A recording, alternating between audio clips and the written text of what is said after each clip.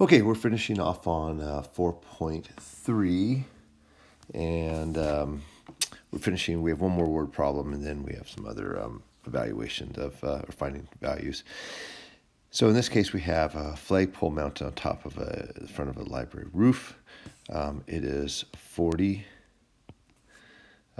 feet from the front of the library to where we are standing, and from that point, we have the angle from where we were standing to the top of the library. That's a 45-degree angle. And then from where we're standing to the top of the flag, up here, okay, that's a 60-degree angle. This angle here is 60 degrees. And what it wants us to find specifically is this, the height of the flag. Height of flag. Okay. So in essence, what we're going to do is we need to find the height of the library, and then we also need to find the height of this entire piece here. So from the top of the flag down to the ground, what that height is, and the difference between that will give us the height of the flag. So I think, did I say we need to get the height of the flag? What we need is we need the height of the library. Yeah, I said that. The height of the library and then that total height.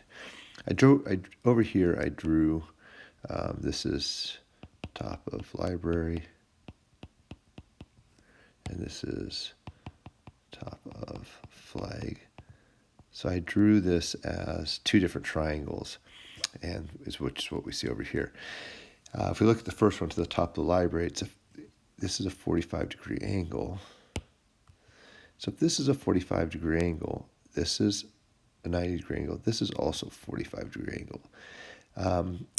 The rule with a 45, 90-degree angle is that the sides, the two lengths, are the same. So if the distance we're standing from the library is 40 feet, well, then the distance from the ground to the top of the library is also 40 feet. So this is 40 feet. So we didn't actually have to do any trig per se. We just had to know some of the different properties about right triangles. Okay. Next, we need to get this length here. Again, we're going to do it using trig, but we don't have to. We could also say, well, this is a 60, 30, 90 triangle, or 30, 60, 90 triangle. If this length is 40, it is going to be, or the hypotenuse here is going to be twice as much, or 80. And more importantly, the longer side is going to be 40 root 3. So knowing that, and knowing that I just need to subtract this 40 feet from this total 40 root 3, I could come over and I could say, well, 40 root 3 minus 40 equals, and please don't say root 3, okay, because we have to multiply that first to get that quantity. I'm trying to look it up here. I don't have a calculator with me. That would be around 29.3 feet. Coming back to our geometry, though, we know that this 45, 45, 40 triangle. We're going to just leave it alone. We know that's 40 based on our rules. But let's take a look at this big triangle here, and let's go ahead and use what we know about trig to find that. So we have 40, but we don't know what this height is. So, but it's from our angle, our 60-degree angle, it's opposite over adjacent. So opposite over adjacent is going to be tangent. We would say tangent 60 degrees equals what we're trying to find, x over that 40 feet. So we'd have tangent, we cross multiply basically. So now we have, we multiply that to that, 40 times the tangent of 60 degrees equals x. At this point, we plug this into our calculator, and again, we would find that x equals 29.3 feet. Okay. So two different ways to sort of solve this problem, same answer.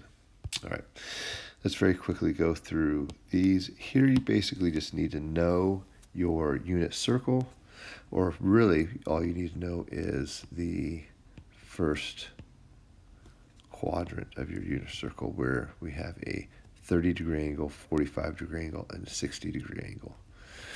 And this is root 3 over 2, 1/2, root 2 over 2, root 2 over 2, and then this is 1/2 root 3 over 2. Now it's important to remember each of these points, the values of these points represent x and y values, and the x value corresponds to the cosine, and the y value corresponds to the sine, since we're on the unit circle. So I come over here, sine theta equals negative 1/2. I come over here and I see, well, here is 1/2. Okay, that's where sine is 1/2, and this is 30 degrees, so 30 degrees. Come down here, cosecant equals 2. Well, the reciprocal of cosecant, or as they say, cosecant equals 1 over sine theta equals 2. Again, I would cross multiply and I'd find that sine theta equals 1/2. And just like up here, the answer would be 30 degrees. Coming down here, cosine theta equals root 2 over 2. Well, that's what I see right here. Cosine is the x value, the first one. In the case of the 45-degree angle, it kind of doesn't matter. They're both root 2 over 2, so this is 45 degrees. All right, coming over here, this says tangent theta equals 1.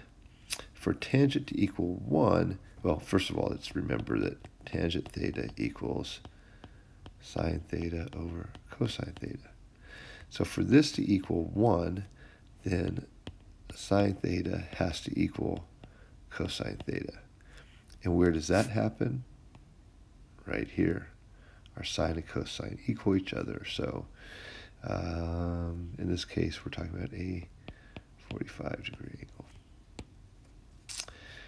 Cotangent is cosine theta over sine theta. Oh, we're going to come over here. Let's see.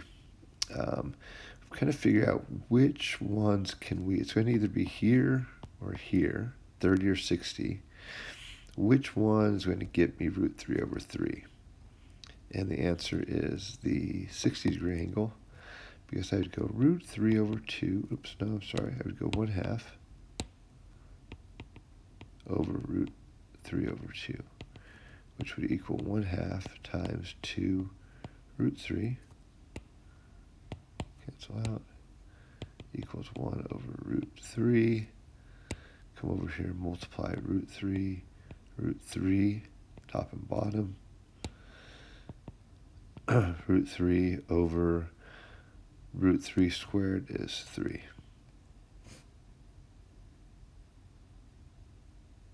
Okay, so where does that happen? Well, that happened when cosine was 1/2 and sine was root 3 over 2. And we see that up here at a 60-degree angle. So this is also 60 degrees. Lastly, secant is 1 over cosine theta equals root 2. Cross multiply, and I have cosine theta equals 1 over root 2. Rationalize it. Root 2 over 2. So cosine, 1 over cosine, solve for cosine. So where is the cosine of an angle? Root 2 over 2. It's right here. So it's a 45-degree angle. All right.